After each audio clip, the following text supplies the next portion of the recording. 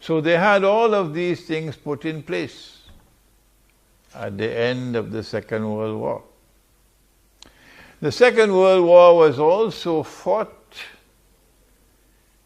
in order to open the door for millions of European Jews in the Soviet Union and other parts of Eastern Europe to migrate to the Holy Land, to Israel. But when people are comfortable where they are living, how do you get them to leave? How do you get the French Jews to leave France and go back to Israel? They don't want to go to Israel.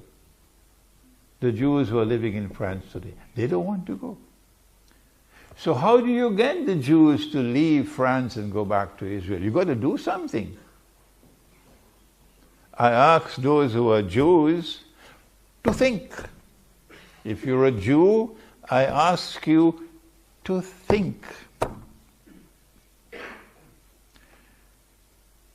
I want to look forward to the day when someone will write a proper history on Hitler, to connect Hitler with the master plan of creating an environment which will force the Jews and entice the Jews, assist the Jews to leave Europe, to leave Russia, and go to the Holy Land. And then you need a government in charge, in control, and that's what they had in the Soviet Union. The Bolshevik Revolution did not take place without their involvement in it. It was Russian Jews who gave us the Bolshevik Revolution. Wall Street had a lot to do with Bolshevik Revolution. This is history. And so the Soviet Union played a sinister role in facilitating the movement, a massive movement of Russian Jews in particular, to the Holy Land. The Second World War achieved its objective, its eschatological objectives. And now if a Third World War is to take place, well, what do they want from a Third World War? Answer: not only must the Antichrist liberate the Holy Land, he must do that. He must do more than that. He must cause the Jews to return to the Holy Land to reclaim it as their own. He's done that. He must cause a state of Israel to be restored in the Holy Land. He's done that already. But there's one thing left. And that is that state of Israel must become the ruling state in the world. So when they said, all that we want is to find a place for a people to live who do not have a home, that's all, they were telling a big lie. No, they wanted that a state of Israel should be created which will one day rule the world. That's what they wanted. Israel cannot rule the world without another big war. This is our eschatological analysis of the purpose of the coming world war. The immediate objective is to try to preserve the petrodollar monetary system. The Prophet ﷺ did not tell us it's going to survive. He says 99 out of every 100 will be killed in that war. So it doesn't seem as though the petrodollar monetary system is going to survive. Well, then what kind of monetary system will emerge in the wake of a great war? Answer: don't ask me how it will take place, because I don't know. I don't know what a post-nuclear world is going to be. People can't live in these countries anymore. Well then, a post-nuclear world appears to me, to be a world in which Israel can make a claim to be the most powerful state. and therefore the ruling state. And so the Third World War would be the war which will witness the passage from Pax Americana to Pax Judaica. Before I end, there's one more thing that the Third World War can achieve.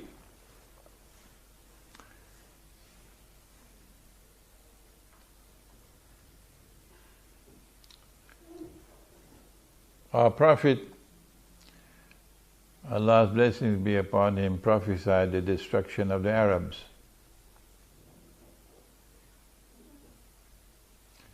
Will we be destroyed? She asked. His wife asked. He said, Na'am, yes, you will be destroyed, the Arabs. When will we be destroyed? إِذَا كَثُرَ الْخَبَثِ, when khabath prevails. When rubbish takes over. If you look at the landscape of the Arab world today, if you look at those who lead the Arabs today, and you look back at yesterday, and you see men and women of piety, men and women of integrity, men and women of whom the Arabs were proud, and you look at the vagabonds that we have today, you see this is rubbish. This is rubbish. If Ikhwan was bad, and of course, oh yes, Ikhwan al-Muslimun made so many mistakes that I wish they never rule over Egypt again. This may hurt the feelings of some people.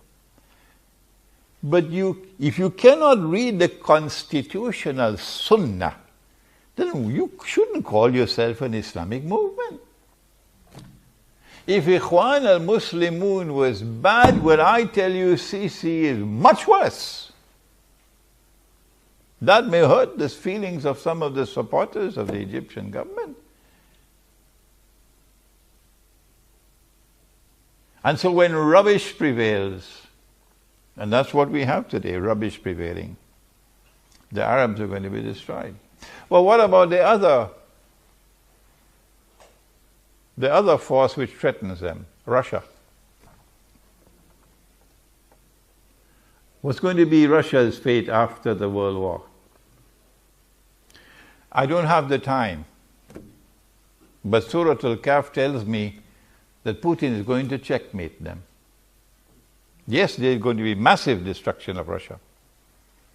But Russia will survive. How do we know that? Because the next event which takes place after the Great War, said Prophet Muhammad, Allah's blessings be upon him, and if you're in NATO, you better listen to Muhammad alayhi salatu wasalam. If you're in Washington, you better listen to this man. He said the next event to occur after the Great War will be the conquest of Constantinople. And the conquest of Constantinople has only one military significance. It liberates the Bosphorus for the Russian Navy. And so Russia will survive the Great War. What happens after that? You read Islamic Eschatology and you would know what happens after that. But before I end, they will achieve one more major victory in this coming war. In the First World War, they got rid of the caliphate. That was a great achievement. Because the caliphate had been in existence for 1400 years. But the Hajj has been in existence for thousands of years. The Hajj, the annual pilgrimage to Mecca, has been in existence from the time of Ibrahim alayhi salam. So thousands of years, even thousands of years before Prophet Muhammad alayhi salatu wasalam was born. But there's not going to be any Hajj after the next war. The Hajj will disappear. That's another major victory coming up. How do we know that? Because he prophesied it. Hajj. وَلَيُؤْتَمَرَنَّ, and people will continue to make the Umrah, the visit. بَعْدَ خُرُوجِ يَأْجُوجَ وَمَأْجُوجَ بَعْدَ خُرُوجِ يَأْجُوجَ وَمَأْجُوجَ. Even after Gog and Magog have been released, people will continue to perform the Hajj. And people will continue to perform the Umrah or the visit to the house. But then he ended by saying, لَا تَقُومُ السَّاعَةُ حَتَّى لَا يُحَجَّ.